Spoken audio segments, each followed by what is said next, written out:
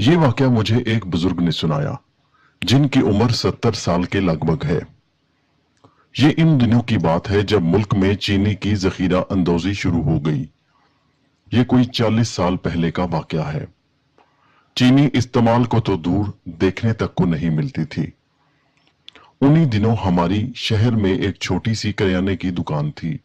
लोग आते और चीनी मांगते। वालिद साहब कहते, कहां से दें भाई, चीनी तो मिल ही नहीं रही। कई औरतें बच्चों को दूध पिलाने के वास्ते चीनी मांगती और तरले मिन्नतें करती। वालिद साहब कस्में खा खा कर यकीन दिलाते कि हमारे पास चीनी नहीं, अगर होती तो जरूर दे देते, गुड़ से काम चला लो। मगर हमारे लोगों को तो चीनी की आदत है। गुड़ का इस्तेमाल तो गांव और देहातों तक महदूद हो चुका था, वो भी हर गांव में नहीं। रात को वालिद साहब मुझसे कहने लगे, पुत्र शाकिर, चीनी का मसला तो बहुत खौफनाक हद को पहुंच चुका है। मुझे तो उन बच्चों पर तरस आता है जो दूध में चीनी मिलाकर पीते हैं। उनके लिए तो चीनी मिलनी चाहिए। हाँ अब्बा जी, ये तो है। पुत्र, मैं तुझे अपने एक दोस्त के पास भेजता हूँ। अगर वहां से 10 किलो चीनी भी मिल जाए तो बहुत है। कम से कम बच्चों वालों को तो मैं जरूर दूंगा। जी अब्बा जी। अब्बा जी कहने लगे, पुत्र, चीनी तो कभी ना कभी मिल ही जाएगी, मगर इस औखे वक्त में अगर किसी के काम आ जाए तो बहुत अच्छा होगा। जी अब्बा जी, मैं आपका मतलब समझ गया, मगर क्या आपके दोस्त से चीनी मिल जाएगी? मैंने पूछा। हाँ बेटा, उम्मीद तो है। तू कल शाम को चले जाना साबिर के पास, गांव सुबह शाह में। उम्मीद है उसके पास होगी। उसने मेरे साथ ही गल्ला मंडी से पिछले माह 5 बोरियां ली थी। वहां उसका गाहक कम है, हो सकता है कुछ मिल जाए। अब्बा ने मुझे पैसे दिए और अगले दिन मैंने जाने का इरादा कर लिया। गांव कोई 12 किलोमीटर दूर था और मुझे दुकान से निकलते निकलते शाम के 4 बज गए। उस जमाने में साइकिलें भी किसी किसी के पास होती थीं। लोग दूर दूर तक साइकिलों पर या पैदल सफर करते थे। मैंने साइकिल निकाली और सुबह शाह गांव की तरफ चल पड़ा। मुझे दिल ही दिल में यह भी खौफ था कि वापसी पर रात पड़ जाएगी, मगर सोचा कोई बात नहीं, जल्दी निकलने की कोशिश करूंगा। साइकिल के पीछे रस्सी बांध ली ताकि चीनी की बोरी इसके साथ बांध सकूं। मैं कोई 1 घंटे बाद सुबह शाह गांव पहुंचा। रास्ता मुकम्मल सुनसान था। सर्दियों के दिन और सरे शाम ही लोग घरों में लौट जाते। चाचा साबर की छोटी सी दुकान जो गांव के मेन चौक में थी, बंद थी। पीछे उनका घर था। मैंने उनके घर का दरवाजा खटखटाया। वो मुझे शाम के वक्त देखकर बहुत हैरान हुए। बड़ी गर्मजोशी से मिले और अंदर बुला लिया। अब्बा का हाल अहवाल पूछा और कहने लगे, चाय पिएगा या खाना?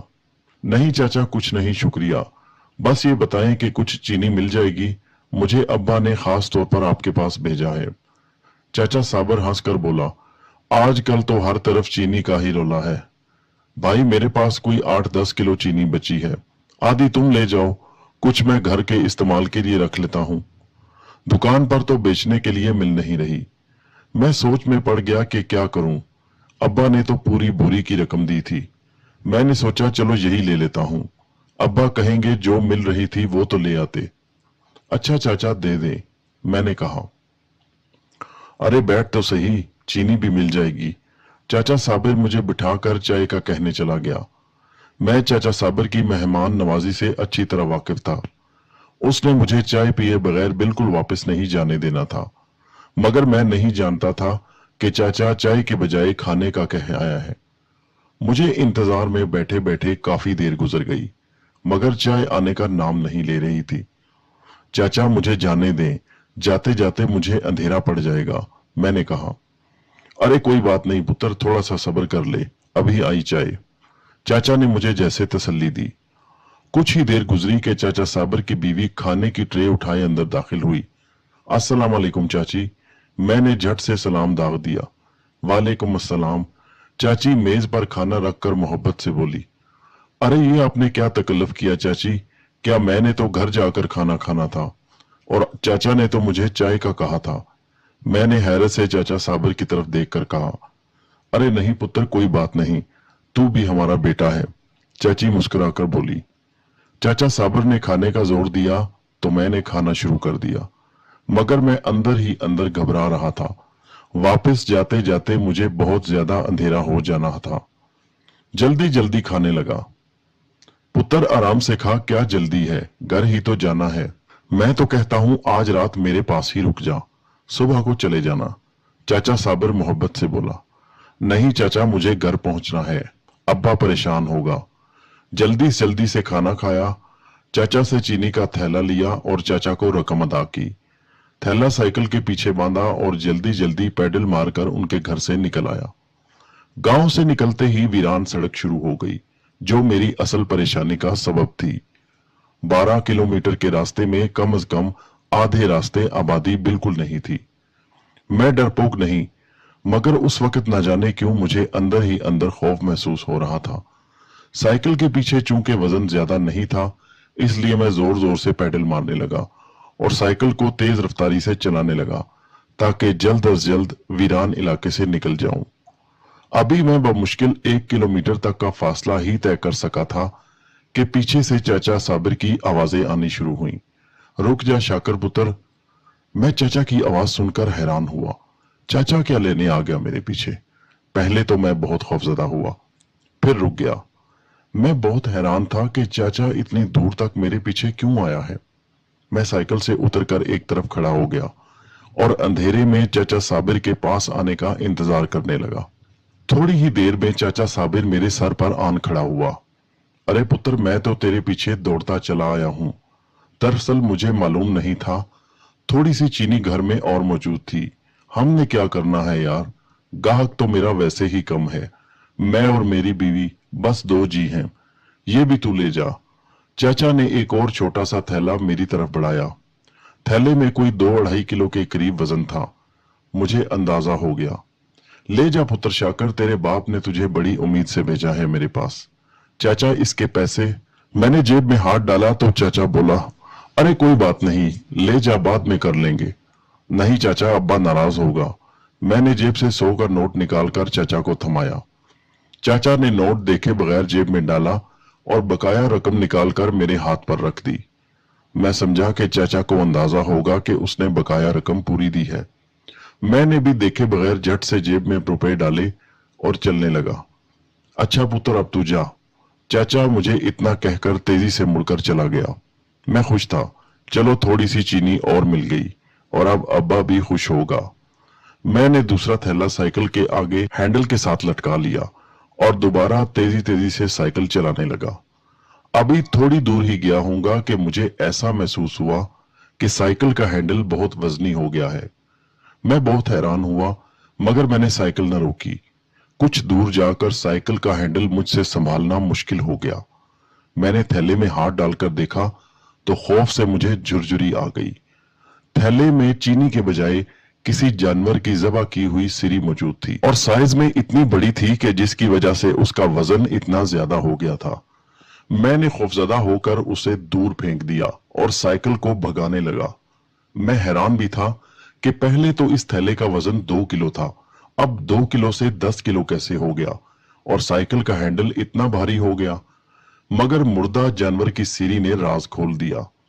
चाचा ने ये क्या मजाक किया है मेरे साथ, मैं दिल ही दिल में सोच रहा था और खौफजदा भी था, मगर साथ साथ साइकिल दौड़ाता रहा। दूर से आबादी की रोशनियां नजर आने लगी।